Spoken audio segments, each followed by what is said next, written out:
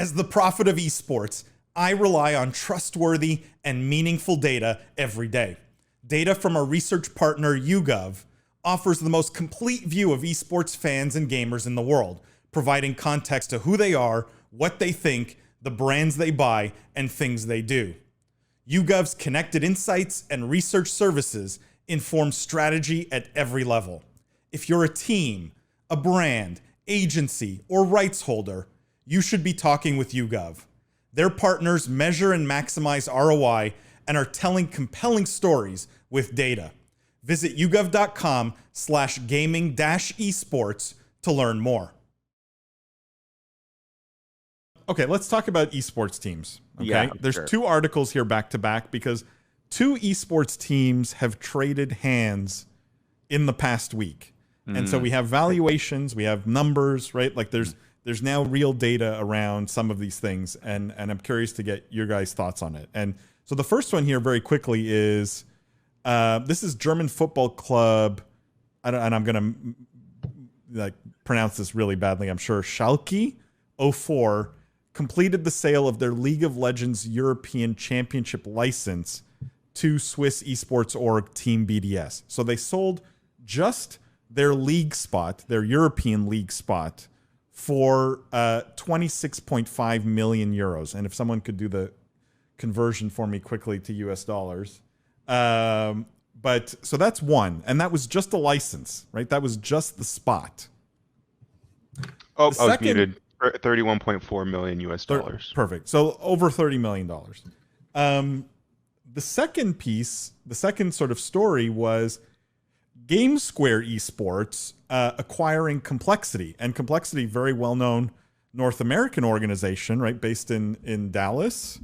And in this case, GameSquare paid $27 million for Complexity. What do you guys think when we compare these two stories? Just at face value here. In one case, you have literally just a league license. In the other case, you have a whole esports team going for about the same price. Is there any sort of insight we can draw in terms of valuations now that we have two more data points, right? Because these teams don't trade hands that often. I mean, it clearly the obvious, I'll start by belaboring the obvious. I mean, it shows the power of League of Legends and the power of franchise league system, right? The fact that the franchise league, I don't even think they bought the team, right? They bought these slots. Just now, the slot. I'm sure they'll probably end up hiring a lot of the same players and whatnot. I think they even mentioned in the article, but what they bought was the slot, and that costs more money than one of the, better known esports teams out there, backed by Jerry Jones and has been around for a long time. I think they have eight different teams, none in franchise leagues. So yeah, it's pretty shocking just to juxtapose those. I will say that the GameStore acquisition, I think, was a good one, and also impressive that they got the Jones family and the Goff family to buy in to, it's not like, I think this is a very important distinction. It's not like Jerry Jones is saying, okay, I'm done with esports. I think it's actually an incredibly important distinction. They not only sold the team, but they also invested another $8 million. So it seems like they're leaning into esports, maybe even more so. So that, I think, was exciting for me to see. And the valuation on that wasn't that crazy. I mean, they put some revenue numbers in the press release. It was, I think, 8 times trailing revenue, 5-ish times if you annualize kind of their Q1 revenue. So neither of those is that crazy given, I think we've seen private multiples and some of these Forbes list data stuff be a lot higher. So I think this is a good acquisition for GameSquare, and it'll be pretty exciting because it's one of the first, we have Astralis, but one of the first esports teams to go public. Will now get a little more transparency, some data around revenue and how they're doing. And, I think my prediction is if the market responds well to this, we're going to see a number of esports orgs in the next, call it 6 months, try to go public. Can I add one more stat here, guys? One more number that I didn't mention at the beginning here, which is Schalke 04, right? That league slot, that LEC slot, they originally paid 8 million euros for it in 2019. That's only 2 years ago. Wow. Yeah. I was just looking for data to support. I was like, I saw both when I saw the complexity story first, and when I saw that story, I was like, this seems kind of like a bargain, right? Like it was like 30 million. Like we get these team numbers, valuations thrown around in the hundreds of millions. Complexity is a well-known brand.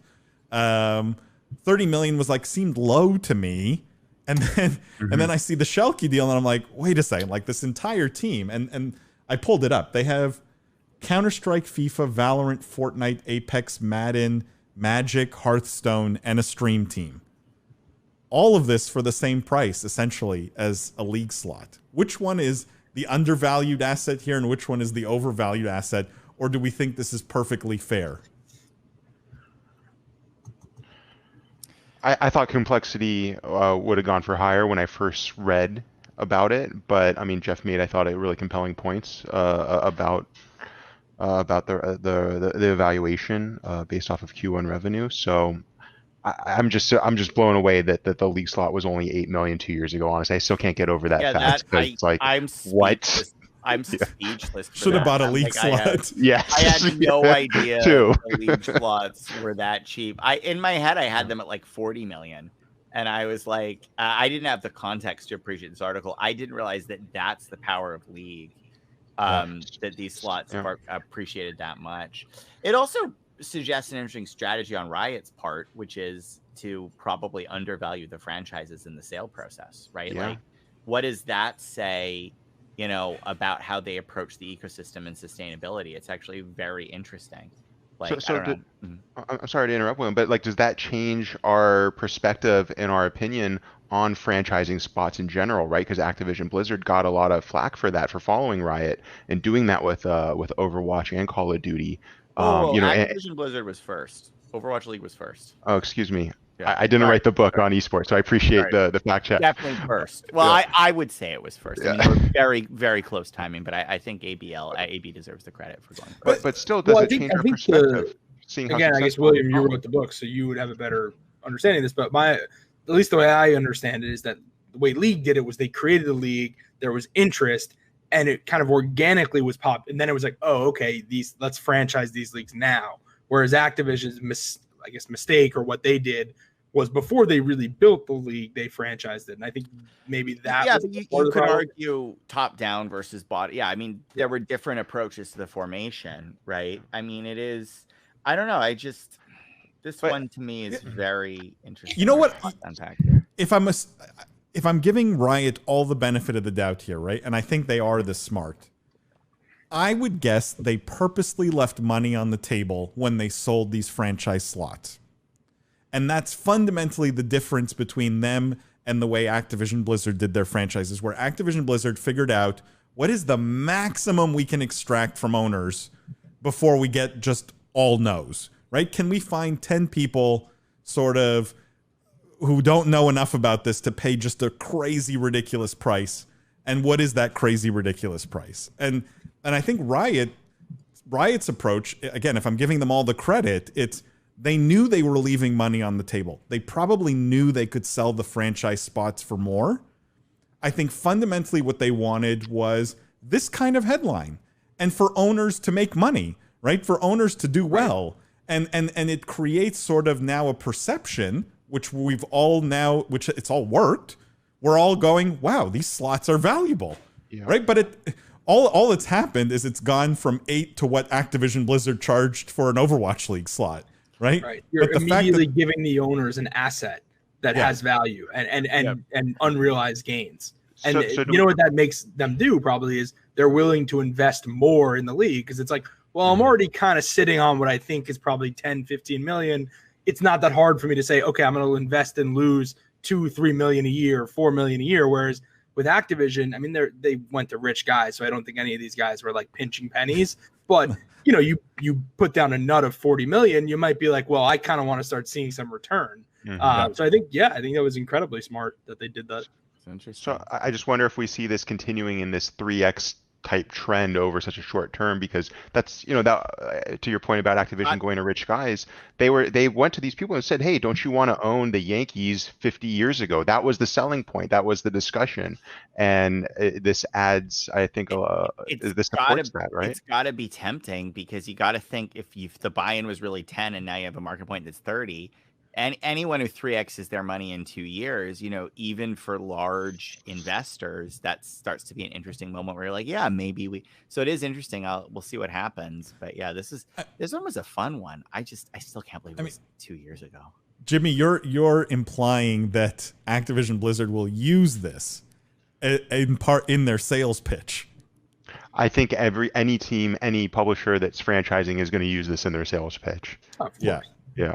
It's just, it's sort of like, it's not that it's disingenuous. It's real, right? But it's like, but they're not. It's not apples to apples. That's the problem. It's putting the cart before the horse. But also, like you said, this is going to be really valuable, so you should pay for it now, because look at this other one became really valuable, so you should pay the full value because it could eventually go to that. It's a little bit like, So go buy an Overwatch. Go buy an Overwatch team. That's what I'm getting from this.